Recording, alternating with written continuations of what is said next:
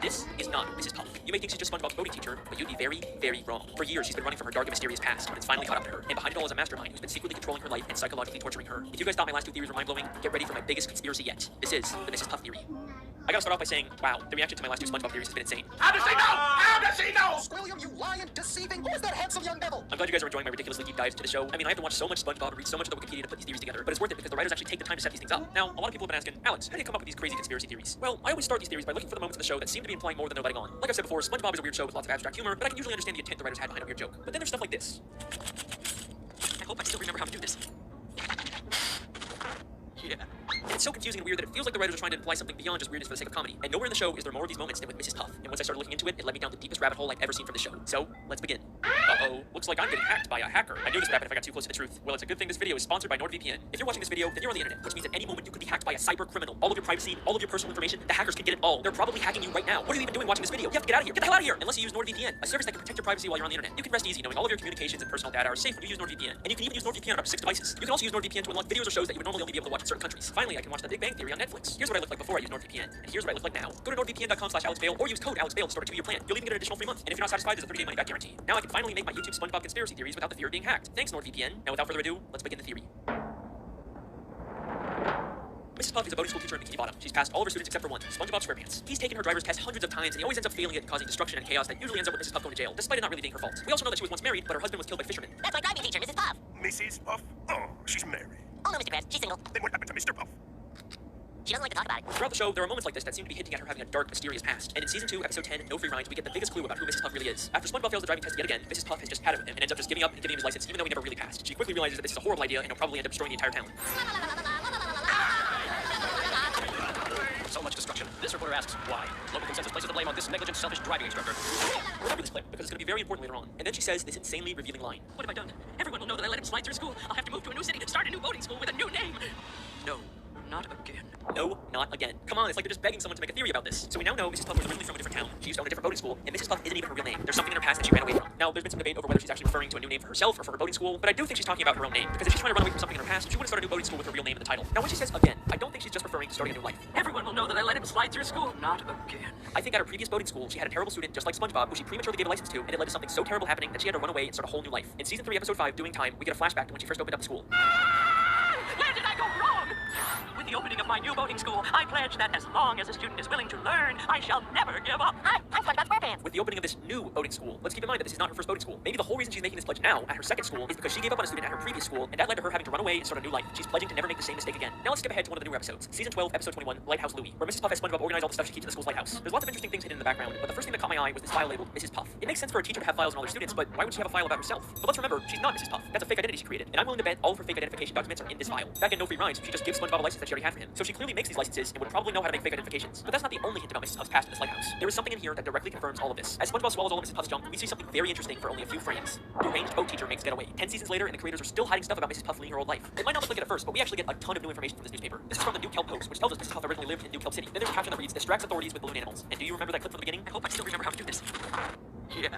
So whenever Mrs. Puff makes a getaway or commits a crime, she leaves behind a balloon animal to distract the police. I'm telling you guys, these writers don't just do stuff randomly. They have reasons for everything. And the most damning piece of evidence from this newspaper is actually the picture of Mrs. Puff. Kind of a strange photo, right? We have seen this exact same photo of her before. In the episode No Free Rides, when she imagines what would happen if SpongeBob got his license. Local consensus places the blame on this negligent, selfish driving instructor. This means that this is just her imagination of what might happen. This is also her remembering what happened when she lived in New Kelp City and prematurely gave one of her students a license. And I'm willing to bet that the fish reporting the news is the exact same one who reported about her in New Kelp City. Let me explain. We know from the episode Whatever Happened to SpongeBob that reporters from the Bikini Bottom News can also work for the New Kelp City News. But the real reason I think this is because of his hair. In the entire show, we have never seen this fish reporter with hair before. Why would the creators go out of their way to add that detail? Because Mrs. Puff isn't imagining him as he looks now. She's remembering him from years ago when he used to have hair, when he reported about her in New Kelp City. Mrs. Puff has been running from her past ever since, and is now forced to relive her experience with an unteachable student through SpongeBob. But reliving this trauma has pushed her to the point of complete insanity. And trust me when I say that you have no idea how delusional she actually is. Another running gag throughout the series is Mrs. Puff's occasional nervous breakdowns or moments of insanity because of SpongeBob, and they get more severe as the show continues. At first she did care for SpongeBob, but in the newer episodes she literally tries to kill SpongeBob just to get him out of her life. Even SpongeBob just walking up to her gives her severe PTSD. I'm Mrs. Puff. Ah! Hit the brakes, SpongeBob! Watch the train! Laugh! Wait, Mrs. Puff! We're not driving! These mostly seem like just one-off moments. moments. And for the most part, Mrs. Puff is still a functioning member of society, right? I'm going to show you that she's actually much, much more insane and delusional than you may think. And some of the episodes she's in take place entirely in her own head. If we're talking about how insane Mrs. Puff is, there is no better place to start than the episode Doing Time. Once again, SpongeBob fails the voting test and causes destruction and chaos, which leads to Mrs. Puff going to jail. SpongeBob keeps breaking into jail to try and bust her out, but Mrs. Puff actually prefers being in jail over teaching him. We actually get another interesting line about Mrs. Puff's past in this episode. Okay, you can do this, Puff. You can get through this without losing your sanity. Oh, that's a road we don't want to go down again. So we know that Mrs. Puff has lost her sanity in the past, probably from her previous terrible student, but it seems like she's recovered since then, except in this episode she has a complete mental breakdown. SpongeBob keeps appearing in impossible places until she gets thrown into solitary confinement, where each wall of the room transforms into a giant SpongeBob face. And then the episode ends in a way that's so weird and confusing that it rivals the infamous gorilla episode ending. As Mrs. Puff freaks out, she's suddenly transported back into the beginning of the episode when SpongeBob was taking a test. Except this time, SpongeBob gets arrested instead of her. No, this is not the time. No. I can't believe it. It was all a dream. I'm not going to jail. Why would you go to jail? You already did your time. Forget it. So what's really going on in this episode? Was the ending all in her head? Is Mrs. Puff just caught in an endless loop? I think this entire episode is inside of Mrs. Puff's head, and she's actually on the outside the whole time, but she's been imagining herself inside of prison. I can explain. Listen closely to what the police officer tells Mrs. Puff. I'm not going to jail. Why would you go to jail? You already did your time. Why would you go to jail? You already did your time. And then revealing she's still in a prison uniform despite being on the outside. So this scene is obviously inside of her head, which means everything we see is symbolic. And if we can understand the symbolism of it, we can understand what's really going on with Mrs. Puff. Notice how she's suddenly wearing a black and white striped prison uniform, even though the entire episode she's been wearing this orange jumpsuit. Why would the creators go to the extra effort to draw a whole new prison uniform for her? Well, we've seen her wear this black and white prison uniform before. The very first time she went to prison back in season 1, episode 7, Hall Monitor. So when the police officer says you've already done your time, he's referring to the first time she went to jail. But why is she still wearing that uniform outside of prison? Well, she may have gotten out of jail, but she was by no means free. Having to teach SpongeBob is a prison in itself, and she manifests that by believing she's in jail and wearing a prison uniform despite being on the outside. This entire episode, every time SpongeBob magically appears, is all inside of her head. She is completely delusional, and hints that she's experiencing these hallucinations don't stop there. Just 6 episodes later, she goes to a house party SpongeBob throws, and while everyone is talking and having a good time, in the background we see she's literally sitting by herself talking to an ice sculpture of SpongeBob. You can't tell me this isn't intentional. I mean, look at this. Now back in the episode No Free Rides, there is a very strange picture inside of Mrs. Puff's home. It's a picture of Mrs. Puff inside of a picture of Mrs. Puff inside of a picture of Mrs. Puff, creating an infinite loop. This is something that has confused SpongeBob fans for years. But like everything in the show, there is a reason for it being there. One of the SpongeBob storyboard artists actually called it the biggest mystery in the entire show. If you think about it, this is just like the end of Doing Time, where she's stuck in an infinite loop of SpongeBob failing the driving test. Because it's all symbolic of what her life is, just an endless cycle of SpongeBob taking the test and failing, and no matter what she does to try and escape, she always ends up back in the same place at the end of the episode. So this picture is another symbolic manifestation of what she's feeling. We even see another one of these pictures all the way in season 9, episode 5, Bumper to Bumper. This is something that the show is consistently alluding to. Mrs. Puff is an unreliable narrator, and anything we see with her could potentially all be inside of her own head. In fact, I believe I found another episode that takes place inside of her head. In season 9, episode 17, SpongeBob Long Pants, SpongeBob goes to a different boating instructor and actually gets his license. But as soon as he does, we briefly cut to Mrs. Puff waking up. You pass. I finally got my driver's license. Lock your doors, bar your windows. It's the end of the world. Now, this seems like it's probably just a throwaway gag where Mrs. Puff somehow senses that SpongeBob got his license and it causes her to wake up and freak out. You know, it's a good bit, it's funny. But I have a question. If the joke is that she's supposed to be waking up at the exact time SpongeBob gets his license, how come she wakes up at night when SpongeBob clearly gets his license during the day? Because this entire episode actually takes place inside of Mrs. Puff's head, and this is the only part of the episode in the real world.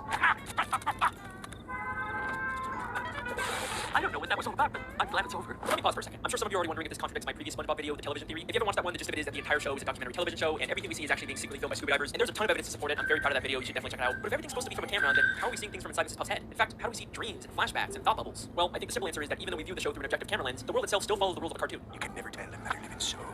Wait, hold on! Was that my pen is out of ink? Collected! You'll never get me formula, not even in a flashback. In the world of SpongeBob, you can imagine something, and other people can still see, record, or interact with it, because that's just how cartoons work. Back to the theory, we know that her insanity has caused her to live a life of delusion. But if you remember back to the Lighthouse episode, she's also become an extreme hoarder. And looking at her collection of junk is like a look directly into her mind. So there's gotta be something we can learn about her from it. There's a picture of her boyfriend, Mr. Krabs, the hall monitor belt she gives her students, the mean drawings her students make her, SpongeBob's diary, boating safety helmet. Wait, SpongeBob's diary? Why does she have SpongeBob's diary? The last time we saw that, it was safely put away in SpongeBob's library. What's it doing in her lighthouse? And why does she have Squidward's painting? And a table from the Krusty Krab? And SpongeBob's bike? And Squidward's teddy bear? And the hair Mr. Krabs had? And that statue of Squidward? And that diamond ring? And that crown? And that bucket of radioactive waste? And that jellyfish sign? Oh my god. Mrs. Puff is a kleptomaniac. Mrs. Puff has been stealing from everyone in Bikini Bottom. I can even prove that her pet snail from season 3, episode 19 was stolen. My snail is up a tree. I've had her since I was a little girl. No! You've had that snail since you've been a little girl, huh? Then how come that is the exact same snail Squidward had 4 episodes ago in the Great Snail Race? I wouldn't let Snelly here play with that mongrel mutt. She's a purebred. See, she even has her own papers. He even has her paperwork. Mrs. Puff clearly stole the snail from Squidward. But why the hell would Mrs. Puff steal all this other junk? What possible use could she have for any of it? We can find the answer to that question by looking at this green hat and this purple jacket. These were gifts Mr. Krabs bought her on their first date, but she ended up feeling uncomfortable receiving them and gave them back to him. I'm afraid I just don't feel comfortable accepting all these gifts. Except apparently she's not too uncomfortable to steal them back afterwards. So clearly Mrs. Puff isn't stealing this stuff because she wants to use it. She just steals for the thrill of it. Maybe stealing things is her way of coping with the insanity of her everyday life. And remember, this isn't the first time she's gone insane. You can get through this without losing your sanity. Oh, that's a road we don't want to go down again. In fact, I have reason to believe that she started stealing things way back whenever she first went insane. I hope I still remember how to do this. I don't think she's just talking about remembering how to make balloon animals. She's probably also referring to remembering how to steal a boat. And if that's not enough for you, in a SpongeBob comic book, she actually admits that she used to rob banks, and she wears the exact same ski mask. Mrs. Puff lives a completely delusional and miserable life, all because she has to teach SpongeBob how to drive. It's let her to steal from the people she cares about and completely disassociate from reality. But that begs a very important question. If SpongeBob is causing her life to be so miserable, then why does she even keep teaching him? After all the destruction and pain he's caused, she'd totally be justified to expel him, right? I mean, she will literally try and kill him so she doesn't have to teach him, but for some reason she can't just expel him. It's almost like there's someone forcing her to teach SpongeBob. Back to the episode No Free Rides. After prematurely giving SpongeBob a license, she steals his boatmobile so he can't hurt anyone. In the end, this causes her to get arrested and go to jail, but then SpongeBob tells her this. And besides, the warden says she'll let you go early if you do her a favor. What's that? Free driving lessons. She'll get to leave prison early if she gives free driving lessons. That seems like an oddly specific requirement. And that's not the only time this gets mentioned either. In season 9, episode 5, Bumper to Bumper, we get this scene. If only SpongeBob could pass his boating test, he'd be out of my life once and for all. Unfortunately, I keep getting reminded of the consequences if I get too angry with the little nuisance. Consequences? Are you telling me that if she refuses to teach SpongeBob specifically, she'll be violating her parole and get sent back to jail? Why does the prison even care if Mrs. Puff teaches SpongeBob? Is it just part of some weird community service? But things start to get really suspicious at the end of Season 7, Episode 5, Summer Job. Once again, Mrs. Puff ends up in jail, but this time she's forced to go to a prison boating school. Oh, wow! A driver's education class! Good day, class. I must be having a nightmare! What's he doing here? Dear Mrs. Puff, I'm following in your footsteps, and I job as a driver's ed teacher for the summer. Who in their right mind would hire SpongeBob to do this after he's literally destroyed the city countless times while driving? Is this just another one of Mrs. Puff's delusions? Or is the prison intentionally forcing her to be around SpongeBob just to torture her? I mean, look at the way the guard forces her to sit there and listen to him. Get me out of here! And look at that evil smile he has as he watches her endure this torture. There is something very strange going on with this prison. Then, in Season 10, Episode 8, The Getaway, Mrs. Puff meets a criminal named Dorsal Dan and starts to get romantic feelings for him. This is also while she's still dating Mr. Krabs. Shame on you, Mrs. Puff. At the end of the episode, they both accidentally land in prison, and the warden puts him in solitary confinement. Warden, I found this one pulling up outside the prison. Dorsal Dan, a notorious getaway driver. Doesn't look like. I'll wait for you, my little tender foot.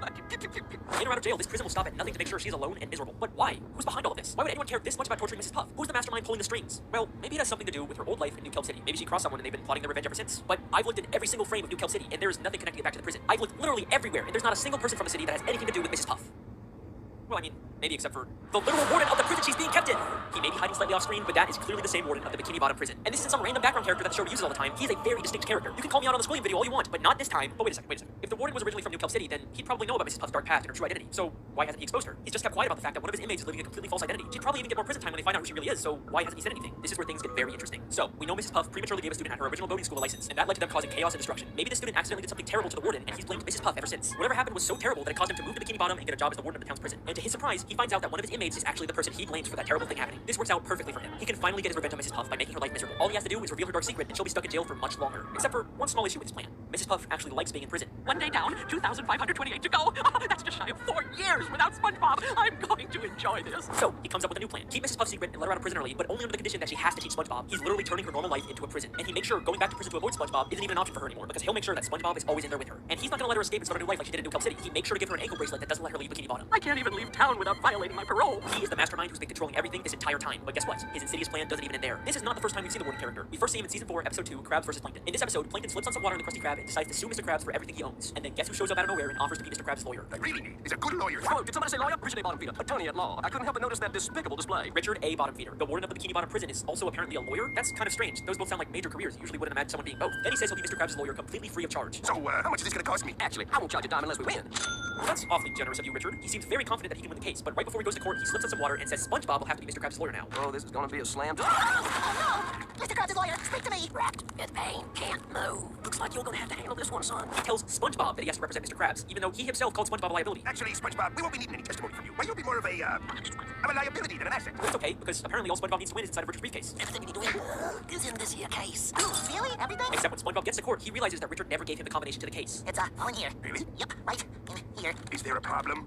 Your lawyer didn't give me the combination. Either Richard A. Bottom Feeder is the worst lawyer in history, or this is all part of his elaborate plan to ruin Mrs. Puff's life. Here's what I think happened. First, he finds out that Mr. Krabs is being sued, and he wants to ensure that Mr. Krabs loses the case because he wants to destroy any chance Mrs. Puff has of finding love. So he pretends to be a lawyer, even offering his services for free, something Mr. Krabs can't resist. He makes Mr. Krabs feel confident that they're gonna win the case, and then at the last second he pretends to get into an accident so he can't represent Mr. Krabs. Instead of finding a real lawyer to replace him, he tells the most incompetent person for the job, SpongeBob, that he has to be Mr. Krabs' lawyer, and he gives him a case that allegedly has all the answers in it without actually giving SpongeBob the combination, setting him up for a total failure in court. Richard A. Bottom Feeder refuses to let anyone get close to Mrs. Puff, not Dorsal Dan and not Mr. Krabs. This guy has Squilliam levels of hate for Mrs. Puff. But why? What exactly did her previous student do that warrants this much torture? It can't be something as simple as him or his property getting damaged. It has to be something life-changing, something like losing a loved one because of the student's reckless driving. And I think the show gives us one last hint about who this might have been. All the pictures of Mrs. Puff's house are very meaningful to her. She's got photos of Mr. Krabs, her pet snail, and of course those infinitely looping photos that told us so much about her mental state. But there is one more photo in this house that might be the key to this entire conspiracy. In Season 12, Episode 14, Plankton's Old Chum, we see a photo of someone we've never seen before on Mrs. Puff's wall. There's some surprising similarities between this character and Richard. The green color, the red bow tie, the overall fancy, serious appearance. It clearly isn't the same person, but maybe this is someone related to Richard, like a father, a son, or a brother that Mrs. Puff's former student killed. And the reason she keeps a photo of him up is to have a permanent reminder to never make the same mistake of giving someone a license who doesn't deserve it.